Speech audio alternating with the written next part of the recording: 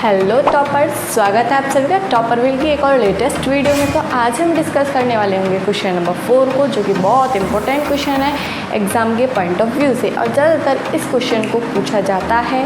तो आज हम इसको बहुत ही सिंपल तरीके से देख रहे होंगे। एक बहुत ही हल्की सी यूक्लिड डिवीजन लेमा यानी कि यूक्लिड विभाजन एल्गोरिथम का यूज़ करके बहुत ही सिंपल वे में इस क्वेश्चन को कर रहे होंगे। तो चलिए स्टार्ट करते हैं।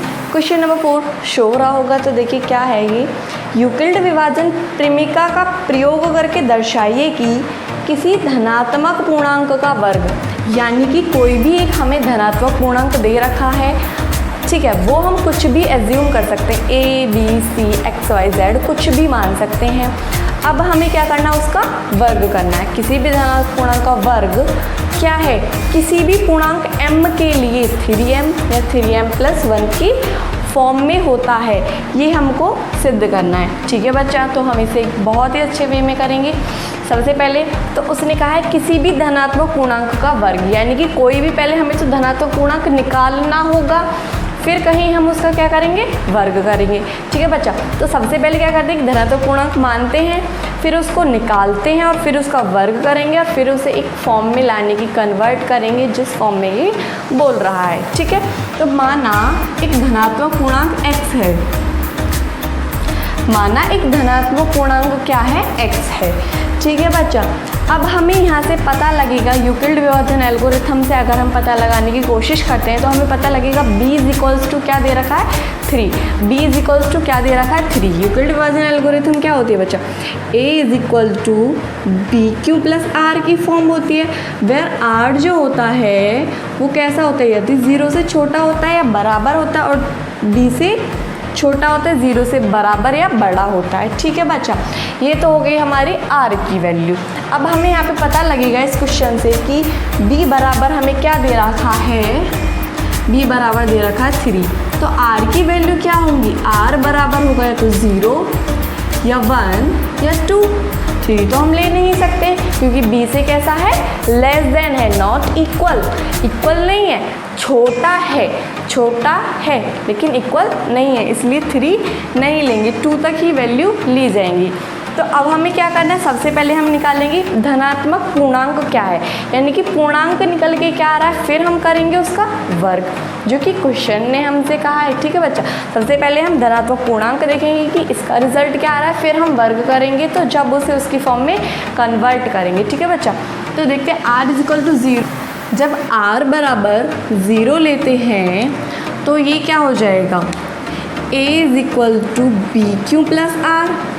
अब जो धनात्मक पूर्णांक था, a क्या होता है आपका, धनात्मक पूर्णांक होता है, आपको पता है a क्या होता है, धनात्मक पूर्णांक। धनात्मक पूर्णांक क्या मान चुके हैं हम, x मान चुके हैं, यानी कि x इक्वल टू b बराबर कितना है, 3 है, 3q और यहाँ पे क्या आएगा, r। अब r बराबर 0 है तो ये क्या हो जाएगा, एक r बराबर 0 पे x का रिजल्ट हमें मिल गया कि x का रिजल्ट क्या होगा, r बराबर 0 पे x इक्वल टू 3q। ठीक है बच्चा, r बराबर 1 लेना है और r बराबर 2 लेना है। ठीक है, तो निकालते हैं x equal to 3q plus 1 हो जाएगा। यहाँ पे सेम सारी कंडीशंस फुलफिल हो रही है, लेकिन r बराबर 0 था, यहाँ पे r बराबर 1 है, एक रिजल्ट आपका ये निकल के आ जाएगा। ठीक है, r बराबर 1 पर r बराबर 2 पे रिजल्ट क्या आ जाएगा, 3q प्लस 2, ये आपका आ जाएगा r बराबर 2 पर रिजल्ट। अब उसने क्या कहा है, नेक्स्ट उसने कहा है आपको क्या करना है, इसका वर्ग करना है, यानी कि धनात्मक पूर्णांक तो हमने निकाल लिया, धनात्मक पूर्णांक ये हो गए जो उसने हमें क्वेश्चन दिया था, अकॉर्डिंग टू क्वेश्चन जो धनात्मक पूर्णांक निकाले वो तो ये हो गए, लेकिन अब हमें क्या करना है, इनका वर्ग करना है। तो सबसे पहले इसका वर्ग करेंगे, तो दोनों तरफ वर्ग करने पर, ठीक है, दोनों तरफ वर्ग करने पर ये क्या हो जाएगा, x² इक्वल टू 3q का होल स्क्वायर। तो ये क्या आ जाएगा, x² is equals to 9q²। अब उसने किस फॉर्म में लाने के लिए कहा है, उसने कहा है 3m की फॉर्म में। किस फॉर्म में लाने के लिए कहा है, 3m की फॉर्म में, वेयर जो m है वो आपका कुछ भी पूर्णांक हो सकता है। ठीक है, यानी कि m कुछ भी हो सकता है, वो आपको नहीं पता, जो आप बोलोगे वो मान लेगा कि ये आपने बोला कि ये m है, तो वो मान लेगा कि ठीक है ये m है, वो कुछ भी हो सकता है। ठीक है बच्चा? तो इसलिए आपको क्या करना है, सिर्फ इसको 3m की फॉर्म में लिखना है, यानी कि 3 इंटू समथिंग, 3 इंटू एम, यानी कि 3 इंटू समथिंग की फॉर्म में लिखना। और समथिंग को आप कुछ भी मान सकते हैं, ठीक है।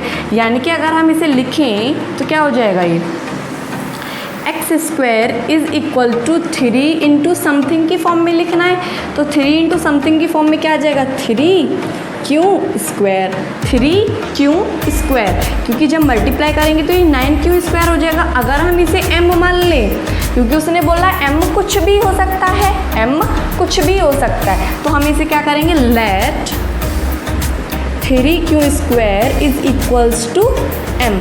क्या करा, 3q स्क्वायर को क्या कर लिया, m मान लिया, 3q स्क्वायर को क्या मान लिया, m मान लिया।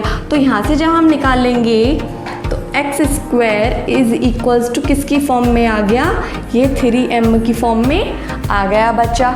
उसने बोला था m कुछ भी है, तो हमने मान लिया 3q square is equals to क्या है, m है, ठीक है। तो ये हो गया हमारा ये वाला क्वेश्चन। अब हमें दूसरी चीज़ उसमें क्या प्रूव करनी है कि 3m प्लस 1, 3m प्लस 1, तो यानी कि कहीं ना कहीं इस क्वेश्चन में हमें इसे प्रूव करने की ज़रूरत नहीं पड़ेगी, क्योंकि ये +2 की फॉर्म दे रहा है, हमें सिर्फ यहीं तक करना है, यानी कि इसका और करना है। इसका यहाँ पे कर लेते हैं, x equal to 3q plus 1, तो दोनों तरफ स्क्वायर करने पर, दोनों तरफ स्क्वायर करने पर, तो x equals to x square equal to 3q plus 1 का होल स्क्वायर। अब a प्लस बी का होल स्क्वायर क्या होता है, a प्लस बी का होल स्क्वायर होता है बच्चा a square plus B square plus 2ab। तो a का स्क्वायर करेंगे तो क्या आएगा, 9q स्क्वायर आएगा, प्लस b स्क्वायर यानी कि 1 का स्क्वायर 1 आएगा, plus 2ab।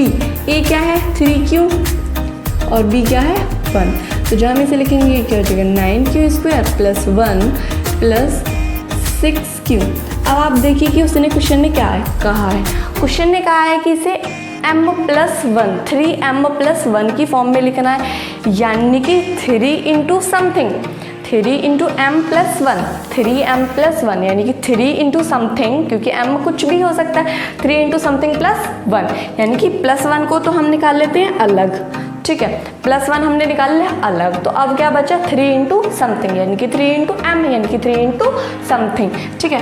X square is equal to, इन दोनों को एक साथ ले आते हैं, 9q square plus 6q plus 1।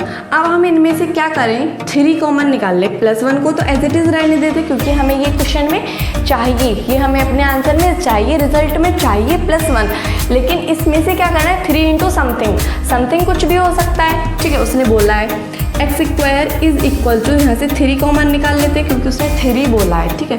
तो यहाँ से क्या आएगा, 3q स्क्वायर प्लस 2q, ठीक है, प्लस 1। वैसे तो हम यहाँ से क्यों भी कॉमन निकाल सकते थे, लेकिन उसने कहा है 3 कि इंटू समथिंग में कुछ आपको निकालना है, ठीक है। सिर्फ कर लेते हैं, x square is equal to, इस वाली चीज़ को आप m मान लीजिए कि let 3q square plus 2q is equals to क्या है आपका m है, ठीक है। उसने बोला है m कुछ भी हो सकता है, 3m प्लस 1, तो ये क्या हो जाएगा, 3m प्लस 1 की फॉर्म में हो जाएगा, और 3m भी हम प्रूव कर चुके हैं। अगर क्वेश्चन ने आगे भी दिया होता कुछ, आगे भी कुछ दिया होता +4 करके, ठीक है, तो हम इसे करते, लेकिन उसने आगे हमसे कुछ नहीं कराया है, सिर्फ 2 फॉर्म्स प्रूव कराए हैं, जो कि हम कर चुके हैं। एक बार फिर से वाइंड अप कर लेते हैं क्वेश्चन को। हमने कोई भी एक धनात्मक पूर्णांक x ले लिया, b इज इक्वल्स टू 3 ले लिया, b के हिसाब से जब हमने r निकाला तो क्या है 0 1 2, क्योंकि हमेशा b से छोटा होता है जो r होता है। r बराबर 0 रखा तो रिजल्ट ये मिला, r बराबर 1 रखा तो रिजल्ट ये मिला, r बराबर 2 रखा तो रिजल्ट ये मिला। अब उसने हमसे कहा था आगे स्क्वायर करके रिजल्ट निकालना है, क्या करना है, स्क्वायर करके रिजल्ट निकालना है। तो हमने पहले का स्क्वायर करा तो हमें क्या मिला ये। अब उसने कहा था 3 इंटू एम, यानी कि 3 इंटू समथिंग, एम उसने बोला हुआ कोई भी पूर्णांक, ठीक है, यानी कि एम कुछ भी हो सकता है, 3 इंटू समथिंग। तो x square equal to 3 into something हमने करा, इसको m मान लेते हैं, 3m की फॉर्म आ गई।